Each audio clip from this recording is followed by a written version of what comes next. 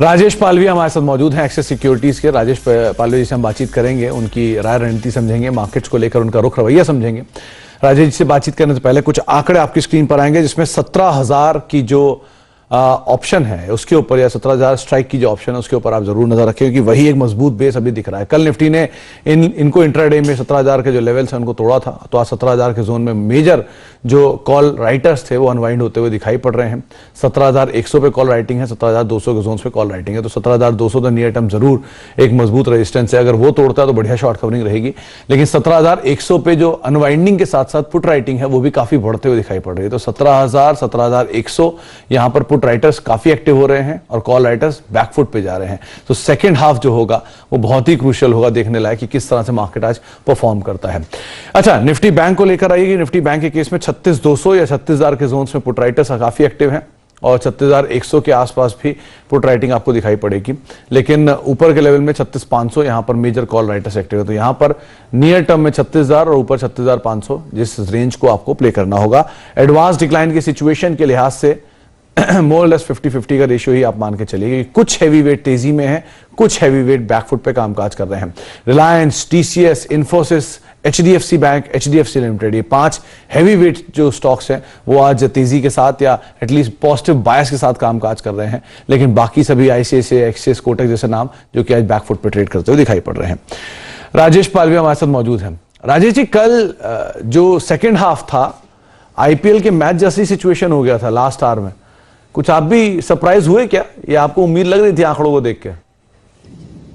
नहीं, बिल्कुल सरप्राइज था। लास्ट के जो 30-40 मिनट्स में जिस तरीके से सेलिंग प्रेशर देखने को मिला, तो क्या होता है देखिए सुमित जी, 3 बजे के आसपास जब इस तरीके के सेलिंग प्रेशर आते हैं तो मार्केट में एक पैनिक सिचुएशन हो जाती है, क्योंकि मार्केट एक काफी स्टेबल था थ्रू आउट द सेशन और ऑल ऑफ सडन सेलिंग आती है तो कोई रीजन मार्केट में समझ में नहीं आता है, और जो एक घबराहट होती है मार्केट में, तो वो सारा ट्रेड सेटअप कल के आखिरी आधे घंटे में देखने को मिला और उसमें काफी स्टॉक्स में पैनिक सेलिंग देखने को मिली, स्पेशली लार्ज कैप स्टॉक, जो कि एक बड़ा सरप्राइज था कि लार्ज कैप स्टॉक्स में इस तरीके का सेल ऑफ देखने को मिला। तो जरूर ये सेल ऑफ लग रहा था कि मार्केट यहाँ से लोअर साइड पे ट्रेड करते हुए जा सकते हैं, लेकिन इतना इंटेंसिटी से इतना फास्ट सेलिंग आएगा ये थोड़ा सरप्राइज था, क्योंकि ओवरऑल मार्केट के स्ट्रक्चर तो वीक है। निफ्टी, बैंक निफ्टी दोनों का अगर हम सेटअप एनालाइज करें तो दोनों ही इंडेक्स अभी वीक जोन में ही ट्रेड कर रहे हैं।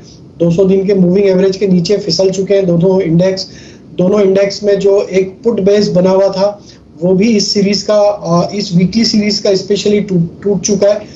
तो हमें लगता है कि दोनों इंडेक्स में अभी जब तक एक सब्सटेंशियल यहाँ से पुल बैक नहीं बनेगा, निफ्टी की बात करें तो मुझे लगता है 17,350, 17,400 ये 2 लेवल जब तक क्रॉस नहीं होंगे, जब तक कोई भी माइनर पुल बैक आएगा वहां पे सप्लाई बिल्कुल बनता हुआ रहेगा। तो आज के लिए अगर आप बोले तो मैं निफ्टी में जो हमें स्ट्रेटेजी यहाँ पे इनिशिएट करना है वो यहाँ पे मैं आपको एक्सप्लेन करूँ। हाँ, तो आपने ऑलमोस्ट ये बात तय कर दी कि कोई भी तेजी में हम बिकवाली करके ही चलेंगे। 17,300 जब तक पार नहीं होता तब तक तो सब्सटेंशियली आप बाय में नहीं जाएंगे। तो राजेश जी, रणनीति भी यही रखे क्या, हायर लेवल पे सेल ऑफ? जी बिल्कुल, रणनीति यही है। जैसा हमने बताया कि 17,300, 350 एटलीस्ट ये लेवल तो निफ्टी में जब तक क्रॉस नहीं होगा, कोई भी ये पुल बैक जो आज भी बना है कहीं ना कहीं वापस से हमें लगता है कि यहाँ पे सप्लाई आते हुए दिख सकता है, क्योंकि पुट बेस जो है वो वीक होते हुए दिख रहा है। 17,000 का जो पुट बेस था कल टूट चुका है, तो बहुत सारी पोजीशन लोअर साइड पे शिफ्ट हो चुके हैं और कॉल राइटर्स काफी एग्रेसिव है। कल के सेशन में जब फॉल आ रहा था तो वहां पे जो ट्रेड को, अपने हेज ट्रेड को या अपने पेयर ट्रेड्स को, जब हेजिंग के लिए लोगों ने काफी कॉल राइटिंग की एग्रेसिव, तो अब मुझे लगता है कि ये एक्सपायरी के लिए, वीकली एक्सपायरी के लिए 17,200, 300 की रेंज पे मार्केट अटकता हुआ दिखेगा। तो अभी हम यहाँ पे पुट स्प्रेड के थ्रू यहाँ पे प्ले करने की सलाह देंगे। निफ्टी में हम यहाँ पे एडवाइस करेंगे 17,100 का पुट जो कि करीब 90 रुपए के आसपास है उसको बाय करें, उसके सामने 16,950 का पुट सेल करें 37 रुपीज में, तो ऑलमोस्ट आपकी कॉस्ट आती है ये पुट स्प्रेड की करीब 53 रुपए की, और इसमें स्टॉप लॉस रखे करीब 15 रुपए का। हम ये मान के चल रहे हैं कि जैसे ही निफ्टी वापस 17,050 के नीचे ड्रिफ्ट होगा तो ये स्ट्रेटेजी में आपको प्रॉफिट यहाँ पे बनना चालू हो जाएंगे। इस स्ट्रेटेजी में मैक्सिमम लॉस जो है वो करीब 2700 रुपए का रहेगा और मैक्सिमम गेन जो आना है वो करीब 16,950 पे अगर एक्सपायर होते कल मार्केट तो यहाँ पे 4800 के आसपास के गेन आते हुए दिखेंगे। तो 1:2 रिस्क रिवॉर्ड स्ट्रेटेजी है। बियर पुट स्प्रेड हम यहाँ पे इनिशिएट करने की सलाह देंगे। हम ये मान के चल रहे हैं कि 17,200 एक मेजर हर्डल है और मार्केट वापस लोअर साइड पे ड्रिफ्ट होते हुए दिख सकता है। 17,100 की पुट में आप खरीदारी करेंगे, जो भी 90 के जोन्स में चल रही है वहां पर आप खरीदारी करके चल सकते हैं। और 16,950 की जो पुट है, जो कि 37 अब 38 के जोन में कामकाज कर रही है, उसमें बिकवाली करके चल सकते हैं।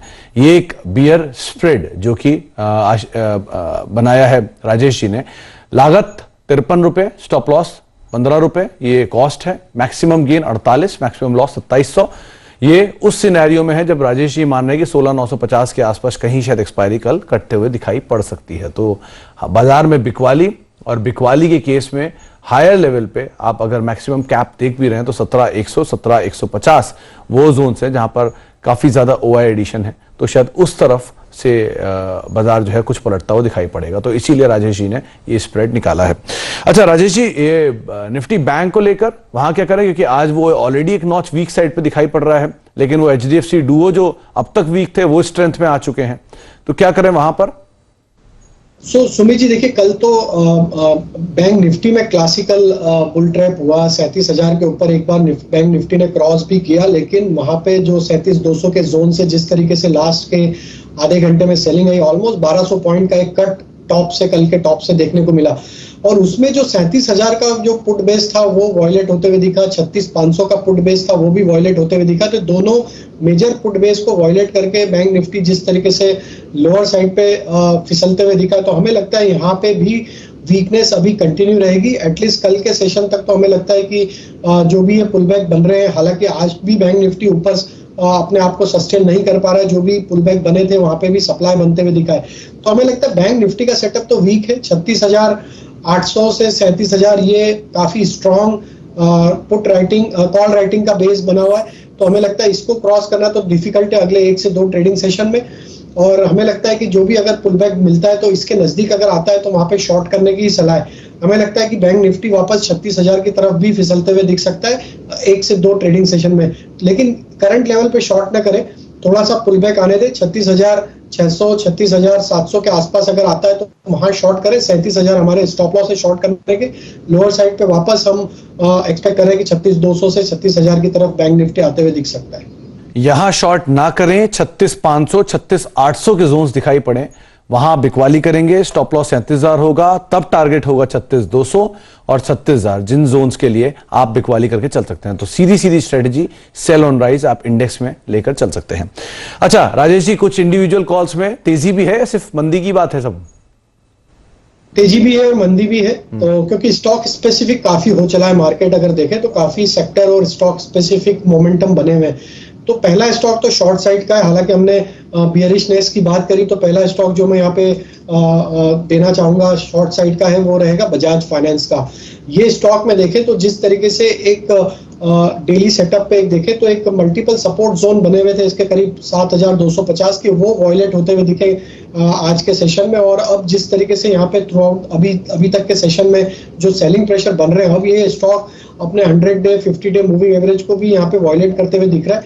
तो हमें लगता है ये स्टॉक में जिस तरीके के शॉर्ट पोजीशन बनते हुए दिख रही है, ये स्टॉक को यहाँ पे शॉर्ट करना चाहिए। 7,035 के आसपास अब फ्यूचर ट्रेड कर रहे हैं, तो हमें लगता है 7,035, 7,050 ये रेंज में शॉर्ट करें। स्टॉप लॉस रखें करीब 7,115 का, और लोअर साइड में हमें लगता है इसमें टारगेट आना चाहिए 6,960 से 6,930 तक के। तो बजाज फाइनेंस पे शॉर्ट करने की सलाह है। जो दूसरा स्टॉक हमें यहाँ पे अट्रैक्टिव लग रहा है वो है लॉन्ग साइड का, और उसमें हमें सीमेंट स्पेस अभी भी यहाँ पे अट्रैक्टिव लग रही है। स्टॉक में जरूर पूरे स्पेस में जरूर 2 दिन का एक करेक्शन देखने को मिला है, हालांकि मार्केट में भी बड़ा करेक्शन था, तो ये लाजमी है कि सीमेंट स्टॉक भी करेक्ट हुए। लेकिन जिस तरीके के सेटअप बने हुए अंबुजा सीमेंट के, हमें लगता है ये स्टॉक को यहाँ पे बाय करना चाहिए। 366 के आसपास अभी फ्यूचर ट्रेड कर रहे हैं। इसमें हमें लगता है कि जिस तरीके की स्ट्रेंथ बनी हुई है पूरे सेक्टर में अभी भी, तो ये स्टॉक मूव होना चाहिए करीब 375 से 378 की तरफ। स्टॉप लॉस स्ट्रिक्टली फॉलो करें 359 का। और जो तीसरा स्टॉक हमें लॉन्ग साइड में अट्रैक्टिव लग रहा है वो है फार्मा स्पेस से। और फार्मा स्पेस में हमें लगता है कि अब यहाँ पे जो बाइंग इंटरेस्ट बनते हुए दिख रहा है, इसमें यहाँ पे बायोकॉन हमारे फोकस में है। बायोकॉन में आज काफी अच्छा मूव बना है, 4% के आसपास स्टॉक ने गेन किया है, तो 352 में फ्यूचर बाय करने की सलाह रहेगी। स्टॉप लॉस रखेंगे 346 का, और अपसाइड के टारगेट हम एक्सपेक्ट कर रहे हैं इसमें आना चाहिए करीब 365 से 370 तक के। तो बायोकॉन और अंबुजा सीमेंट बाय करने के लिए सलाह देंगे और बजाज फाइनेंस पे शॉर्ट करने की सलाह है। बजाज फाइनेंस अभी अभी बिकवाली आई, डेलो के आसपास अभी ट्रेड कर रहा है, जहां पर आप फर्दर डाउन साइड शायद खुलता हुआ देखेंगे। बहुत ज्यादा इसने करेक्शन में कुछ पार्टिसिपेट भी नहीं किया, तो शायद यहां पर करेक्शन और खुलना जाए। इसमें 3% के आसपास का फॉल इसमें देखने को मिला, दिन के निचले स्तरों पर है। अच्छा, बायोकॉन, आज फार्मा और सीमेंट ये दो ऐसे सेक्टर हैं जो कि आउट परफॉर्म कर रहे हैं, तो उसमें बायोकॉन को चुना गया है 365 370 के टारगेट्स के लिए, 346 का स्टॉप लॉस रखेंगे। और अंबुजा यहां पर भी खरीदारी करके चलने की राय दी जा रही है, 375 378 के टारगेट्स के लिए आप खरीदारी करेंगे, 360 रुपए का एक स्टॉप लॉस मेंटेन कर सकते हैं। अच्छा राजेश जी, 2-3 नाम और सीमेंट स्पेस से, जहां पर अंबुजा की तो आपने चर्चा की, एसीसी नंबर्स का टेलविंड डे हाई पर ट्रेड करता है, 6-6.5% ऊपर है। जेके सीमेंट में खरीदारी है, अल्ट्राटेक सीमेंट डे हाई पर अभी ट्रेड कर रहा है। तो सीमेंट में क्या सिर्फ अंबुजा ही देखें या और भी नाम है जिनमें हम प्ले कर सकते हैं? नहीं, जैसा कि सुमित जी मैंने कमेंट्री में बताया कि सीमेंट स्पेस स्ट्रेंथ दिखा रहा है, और मार्केट करेक्ट होने के पहले अगर हम देखें 2-3 दिन पहले भी जब मार्केट में एक अच्छा मोमेंटम बना हुआ था, तो सीमेंट स्पेस एक अच्छा आउट परफॉर्मर सेक्टर जैसा काम करते हुए दिख रहा था।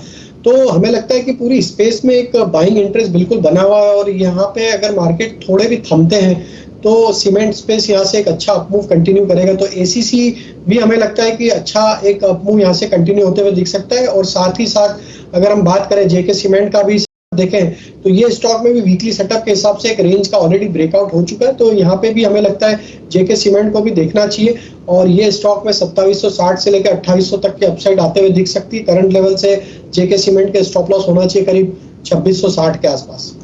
2605 का एक स्टॉप लॉस, और 2660 70 या 2800 के टारगेट्स के लिए आप 2750 और 2800 के टारगेट्स के लिए आप जेके सीमेंट को देख सकते हैं।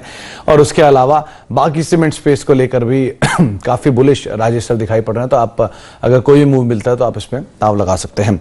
एक ब्रेक का वक्त हो गया, ब्रेक के बाद लौटेंगे और 2-3 इंटरेस्टिंग नाम है इसमें। एस्ट्रल लिमिटेड एक बढ़िया तेजी में, और चंबल फर्टिलाइजर बढ़िया तेजी के बाद कल सेकेंड हाफ में तेज बिकवाली, आज वापस पुल बैक। क्या करना चाहिए इसमें, एक छोटे से ब्रेक के उस पर जानते हैं।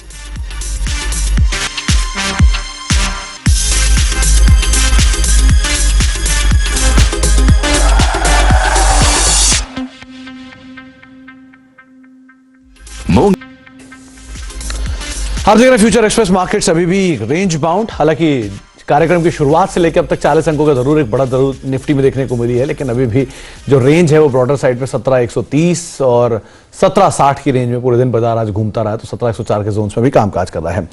राजेश जी, फार्मा हो गया, सीमेंट हो गया, सस्ता ऑप्शन यहीं से कोई नया सेक्टर?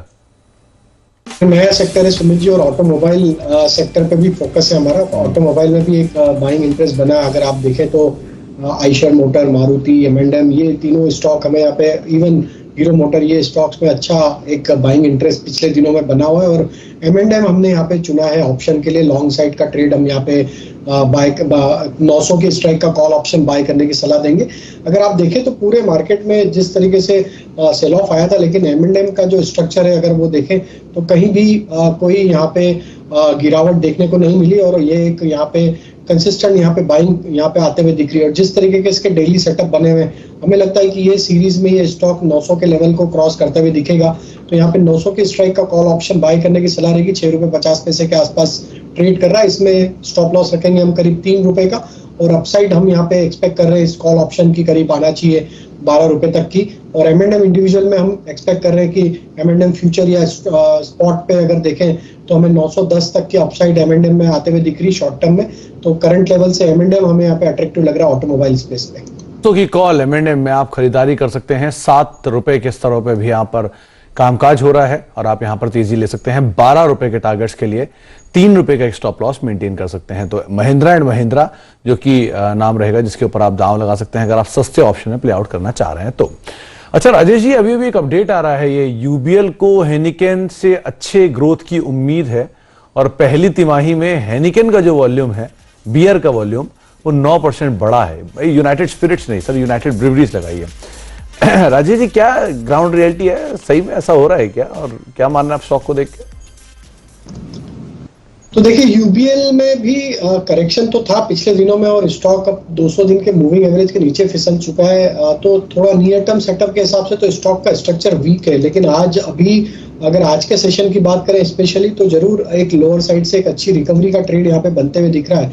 आज की क्लोजिंग अगर 1500 रुपए के ऊपर होती है तो हमें लगता है कि यहाँ पे एक अप मूव कंटिन्यू होते हुए दिख सकता है, जो कि 1530 1540 के जोन में यूबीएल को लेके जा सकता है। तो यहाँ पे एक छोटा स्टॉप लॉस रख के ट्रेड किया जा सकता है, क्योंकि ऑलरेडी अगर स्टॉक में देखें तो एक करेक्शन के बाद कल के लो को स्टॉक ने ब्रीच नहीं किया और आज जो लो बने हैं वो प्रीवियस लो के हायर साइड पे बने और रिकवरी का ट्रेड जरूर बन रहा है। तो हमें लगता है 1470 ये स्टॉप लॉस रख के 1530 के टारगेट के लिए इस स्टॉक में एक पुल बैक का ट्रेड इनिशिएट किया जा सकता है। 1530 के टारगेट्स के लिए यहां पर आप पुल बैक प्ले कर सकते हैं, लेकिन 1500 के ऊपर क्लोजिंग क्रूशियल है। तो ये एक अपडेट आया और उसके ऊपर आपको चार्ट्स के लेवल बताते हुए राजेश जी, एक बार यूनाइटेड स्पिरिट्स भी लगे हाथ ले ही आई है, गलती से फायर हुआ लेकिन एक स्टॉक में बढ़िया तेजी आई और डे हाई पर वो भी अब कामकाज कर रहा है, वहां पर भी एक स्पाइक आता हुआ दिखाई पड़ रहा है।